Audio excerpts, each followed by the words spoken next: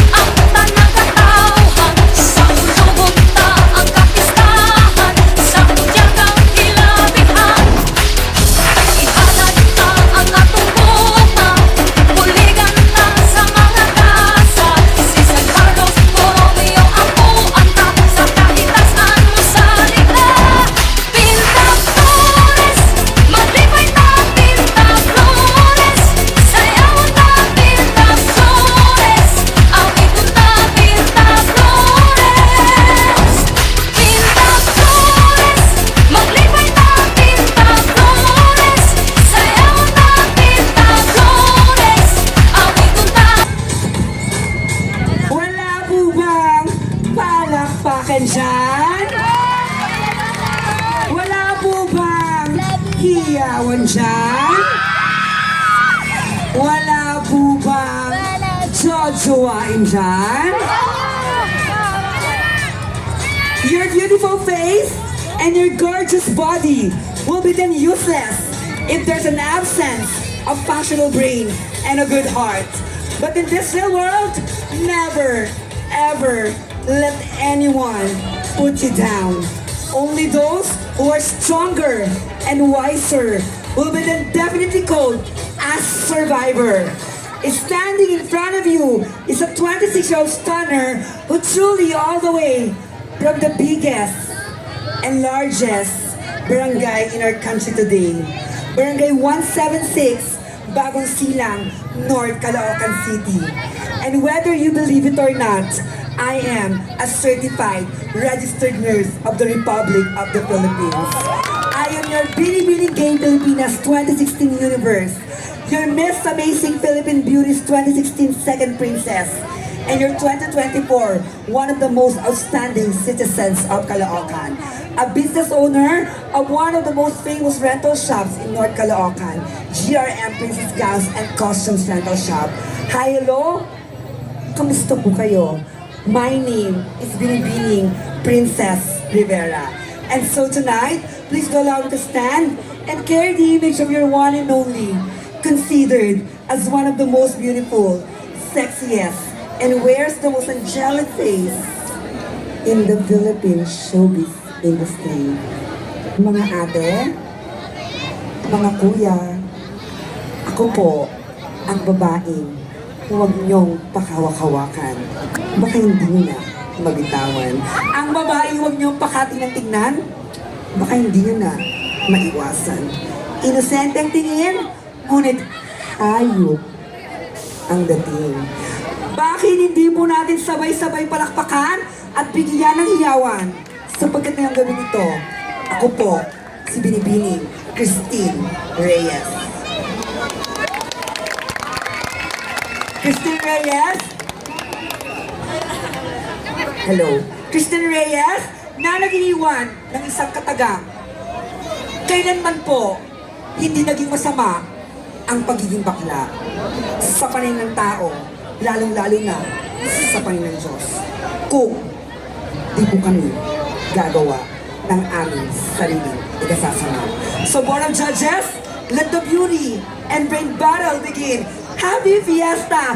Palakpakan! Once again, our queen number one, Christine Reyes herself, Princess Rivera.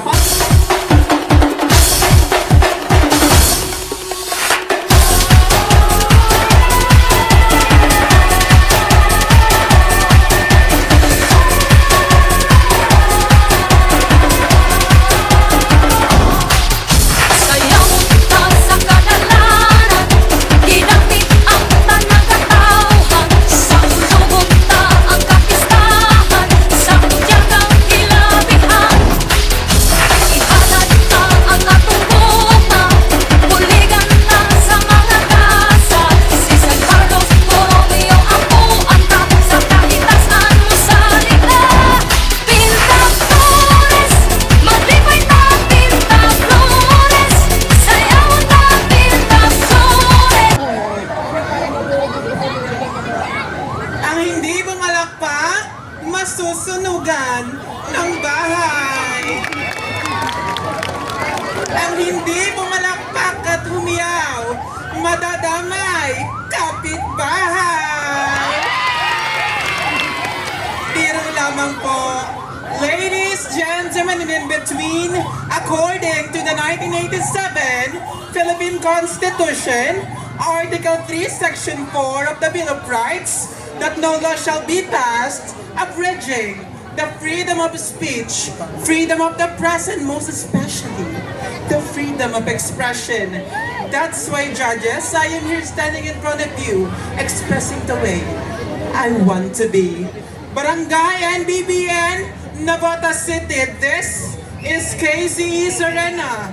As we 21 years old is tenor, all the way from the fishing trade capital of the Philippines, where the Pangistan Festival is celebrated. That is why, judges, co-candidates at the backstage, welcome to my hometown. I am not your Super Serena, nor your Miss Q&A Grand Winner, but I am proud and humble that I am your Perlas de Navotas 2019. And I am also a graduate of Bachelor of Elementary Education, General Education at the Navotas Polytechnic College, and I am also a licensed professional teacher and a former teacher at La Naval Academy. But since this is a pageant, please do allow me to stand by the name ang minsan yun ang kinainisan. Sa abot kamay ang pangarap, ang isa sa mga chicks ng GMA 7, isang doktora, isang tanyag. Why don't you give me a clap, Doktora Zoe Tanyag?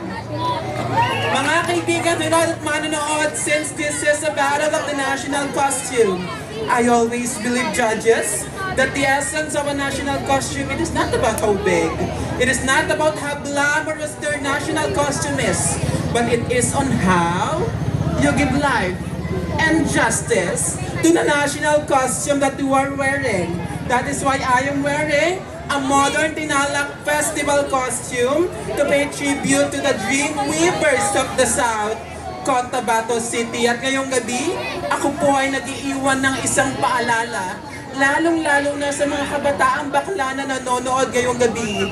Mga kabataan, bago po kayo lumaklak ng kung ano-anong pampabuti, pampakinis at pampalaki ng hinaharap, please lamang po, magsiaral po muna kayo. Dahil ika nga ni Kuya Kim, lamang ang may alam. Judges, audiences, please do mark my number, candidate number 2, because I will give you a show and a night to remember. Ating ipagdiwang ang tunay na ganda Transpinay. Thank you so much!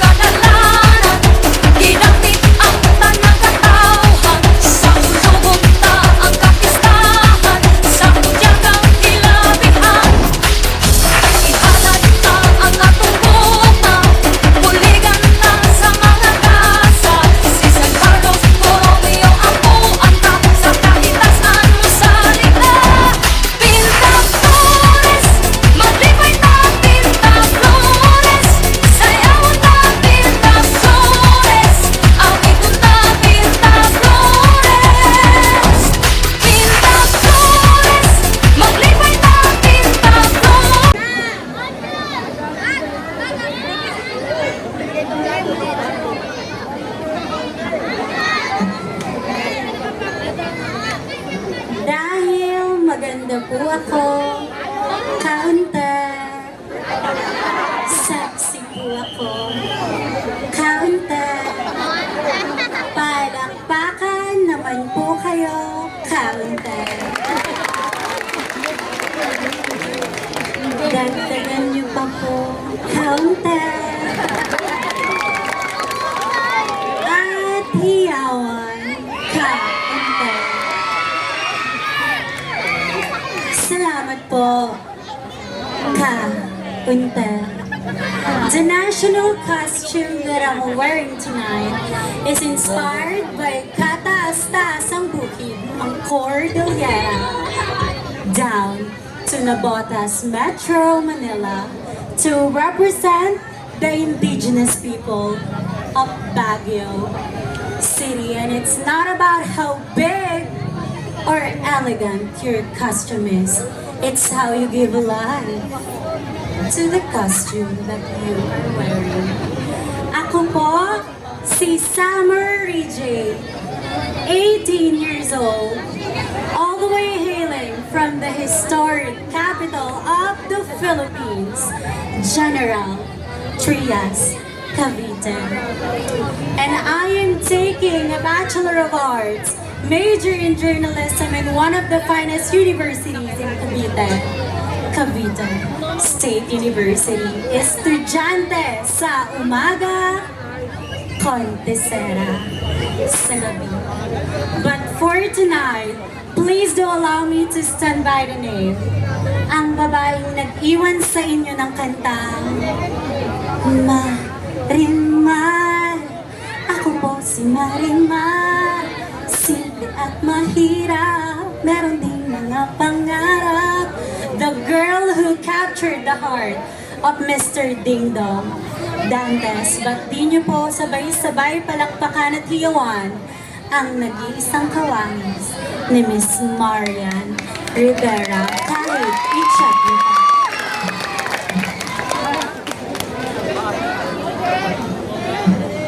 Marian Rivera na nagsasabing nasa Diyos ang awa, nasa tao ang gawa.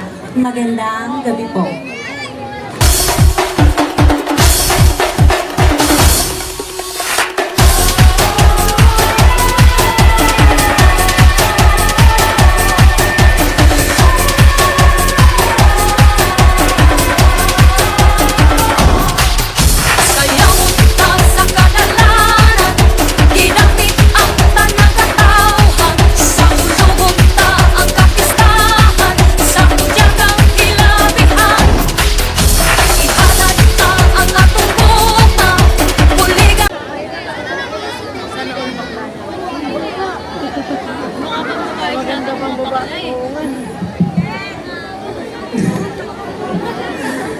Wala po bang palakpakan dyan?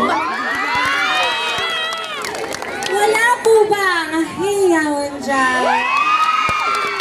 Wala po bang pagkain dyan? Hep hep? Hooray? Saan ka punta? Maraming salamat po. Many has been part of history, but only few can bend history itself. On this night of spectacle and this public display, we transgenders bend history. And that will forever be our story. Maya pabengi po kaya kayong ano should I say? A pleasant evening to each and everyone. To the honorable panel of judges, ma'am. And to everyone who is watching, magandang gabi po. Standing before you is a fresh and innocent. I am a 24-year-old stunner and I hail all the way from the melting pot capital of the Philippines. Your gateway to the north. I am from Paniki, Tarlac. My name is Miss Yang La Victoria, a graduate of education and a licensed teacher. But for tonight's competition, dear judges, please do allow me as I stand by the name, ang nag-iisang baby girl sa inyong telebisyon, the once controversial baby girl. Bakit di natin sabay-sabay palakpakan at hiyawan ang nag-iisang umagaw sa pihikang puso ni Daniel Padilla? Miss Andrea Brillantes. Palakpakan naman siya. And Miss Andrea Brillantes, nag-iyon po sa inyong isang kataga.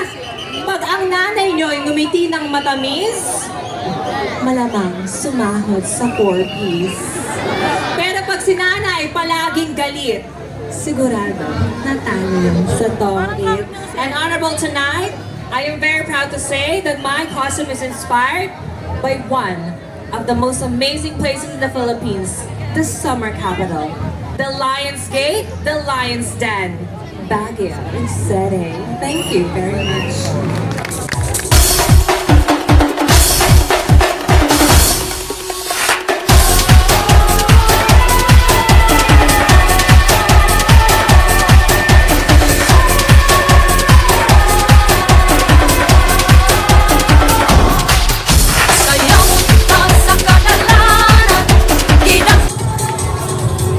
Hindi totoong isnabero at isnabera ang mga taga na butas. Kaya tumihingi ako ng palakpakan! Hiyawan! Ayan! Sulit na sulit! Traveling almost 3.5 hours, we're at presently reside at Cabanatuan City, province of Nueva Ecija. Sasalubungin natin ang bagyo na may saya at dasal, kaya't isa pang hiyawan! Palakpakan! Ayan, thank you very much. Good evening, ladies and gentlemen. It's a beautiful array of stars lining tonight. My name is Matrika May Matmat Centino, an AB Mass Communication graduate from the Lady Normal University. We're being a transgender women in this society is not to diminish our humanity. Our only purpose in living is to love and to be loved, to contribute and be prosperous. Originally and proudly representing from the Waray-Waray community of Leyte and Samar, Philippines, distinguished panel of the Board of Judges, ma'am, sir, and all the audience tonight. Oh, let me stand by the name of your sexy, controversial actress na laging nagtatanong, meron ba kayong lemon? Gusto ko ng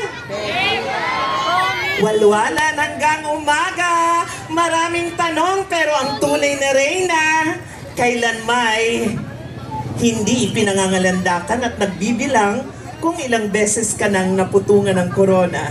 At ang tunay na reyna, paalala, kahit buntis na, rumarampa pa.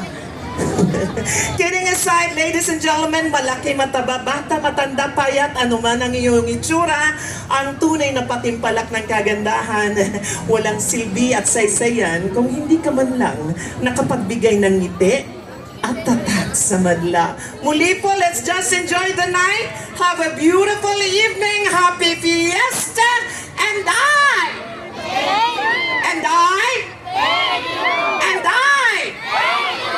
More than saying thank you, I'd like to say from the bottom of my heart, God bless, and I love you all.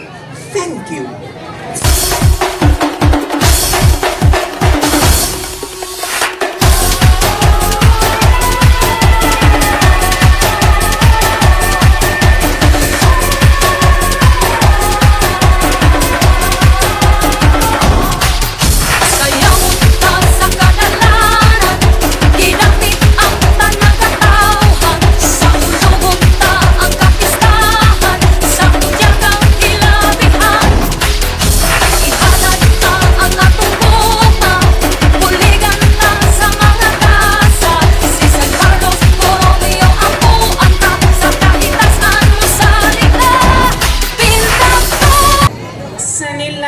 Layo po ng aking pinanggalingan, wala po ba palakpakan dyan?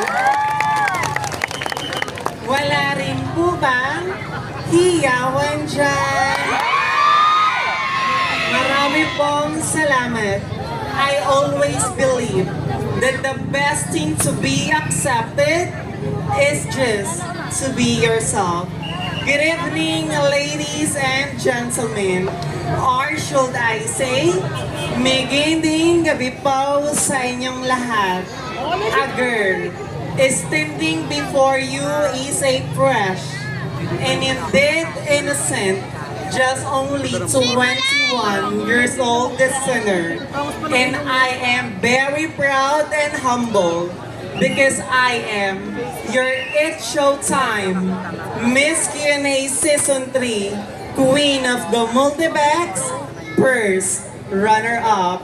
My name is Miss Karen Montesilio, and I am all the way with the place that you can experience just like a silver lining.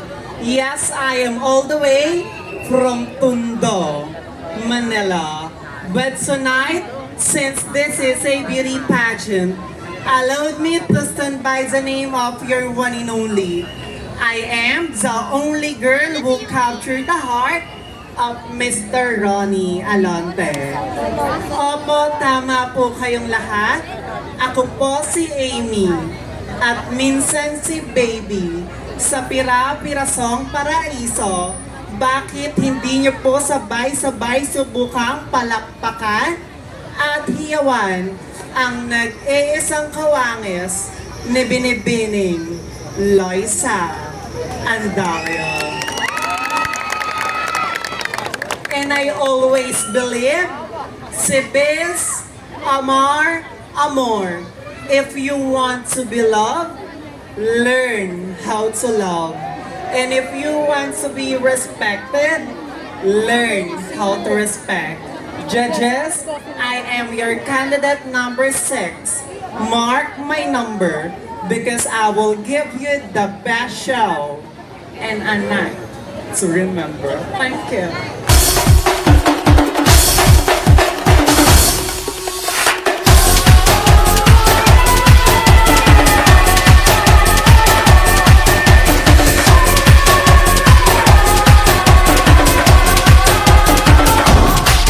Sayaw ka sa kadalanan, ginamit ang tanang katawhan. Sa sulubot na ang kapistahan, sa tiyagang kilabihan. Ihalad na ang atungkuhan, buligan na sa mga kasa. Si San Carlos, Borromeo, ang puanta, sa kahitasan mo sa likla. Pinta Flores. Very good.